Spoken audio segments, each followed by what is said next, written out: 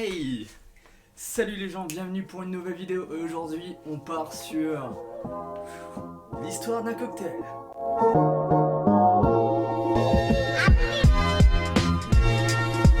Alors aujourd'hui, on part sur l'histoire de la Pina Colada.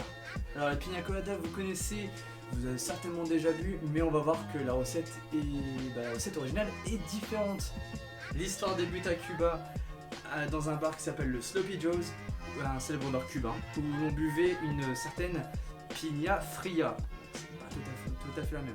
Et Victor Bergeron, l'un des pères des cocktails tiki, témoigne de la présence des Ron Piña, donc c'est l'autre nom de la Piña Fria.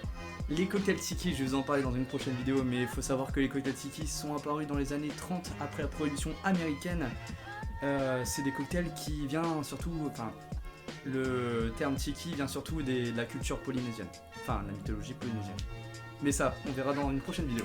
Revenons à notre Piña Fria, qui est simplement un jus d'ananas au rhum, avec un peu de sucre qu'on veut. Juste pour info, un simple ananas pressé, ça s'appelle un Piña Sin Collar, alors que, pour finir, si tu veux la filtrer, on appelle ça une Piña Colada.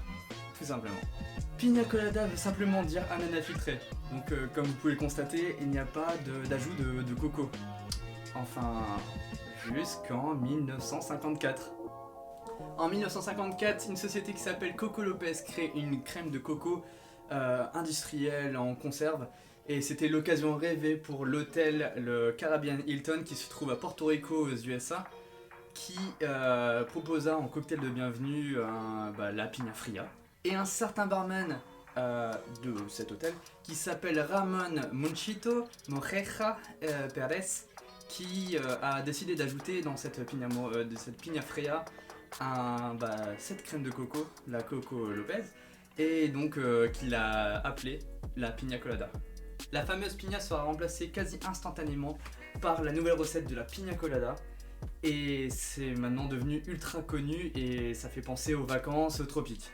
L'ajout de la crème fraîche, c'était simplement une idée de la recette de Ramon qui a décidé de revisiter déjà la Piña Fria, mais aussi, du coup, la Piña Colada.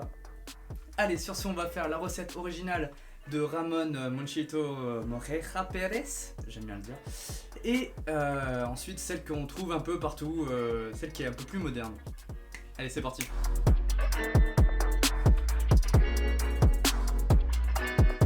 Bon, je vous avoue, j'ai eu un petit souci de caméra. Je viens de voir que du coup, tout le rush est passé à travers. No, God!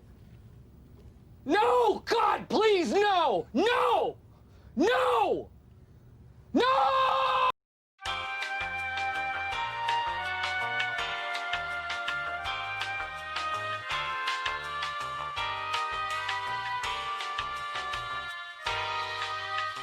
Et je vais vous faire celle classique qu'on trouve partout.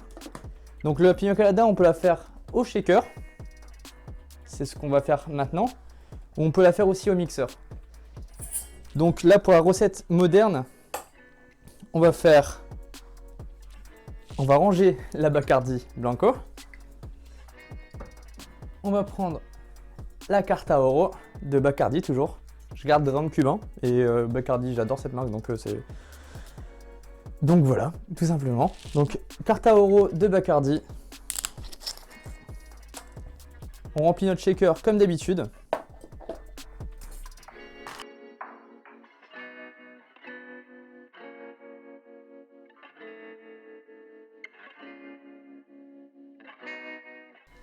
Ici dans notre tabale, on va mettre 4 centilitres de Bacardi Carta Oro.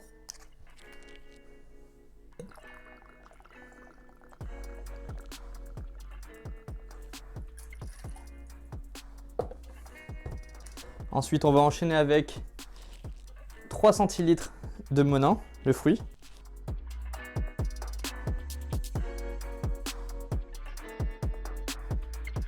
Donc oui, c'est de la purée de fruits, donc c'est assez épais, c'est pour ça que c'est épais tout simplement.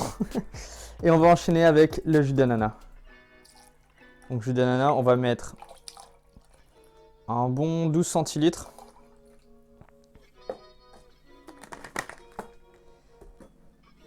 On enferme tout ça, on met là-dedans.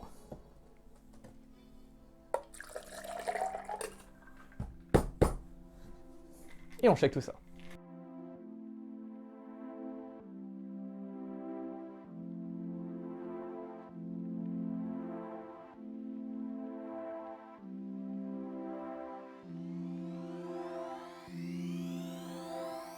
Et on verse tout dans un verre assez long, comme ça fait beaucoup plus impressionnant et la grandeur. En général, on verse toujours dans un verre assez long.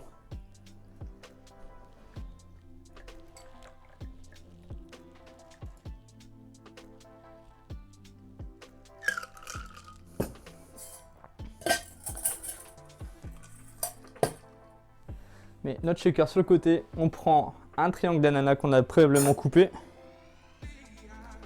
Un trait au milieu, on le met ici, et une belle feuille d'ananas qu'on vient récupérer sans se couper, parce que oui, je me suis déjà coupé avec de l'ananas et ça fait mal. En même temps, je me coupe avec tout. Voilà, on récupère une belle feuille d'ananas, un trait dessus, et voilà la déco. Donc, pour rappeler, vous avez la crème de coco, jus d'ananas, carte à oro, carte à blanco ici pour la ramen. Et bonne dégustation tout simplement. Bon, je vais vous dire mon avis.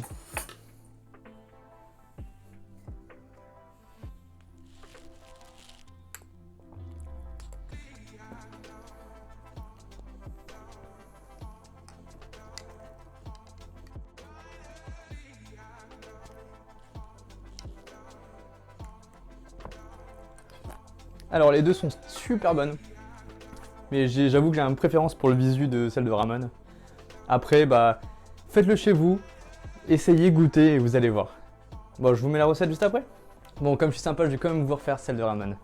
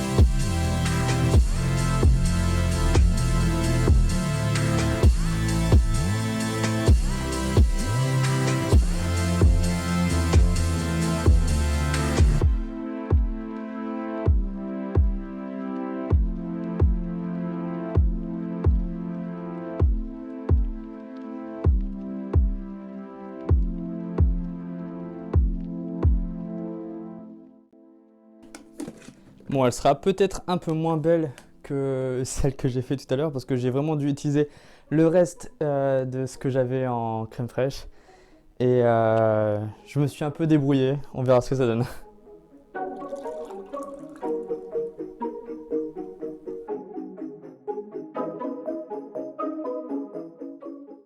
Et voilà, celle de ramen. Bon, on a essayé de faire comme on pouvait parce que j'avais vraiment ce problème de rush, c'est dommage. Mais c'est pas grave, je vous l'ai refait du coup. Voilà, donc vous avez tous les ingrédients. Ici, rhum Bacardi blanc, carta blanca pour la version de ramen. Et ici, carta oro pour la version moderne, on va dire. À toutes.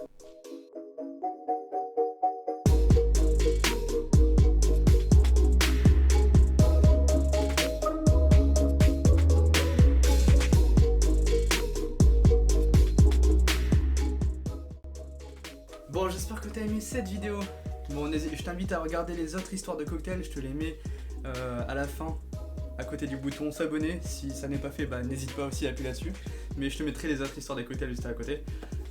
Ensuite, j'espère que tu vas essayer quand même cette recette, enfin la recette de ramen et la recette classique, moderne plutôt, que tu essaieras, que tu me diras dans les commentaires si tu as aimé.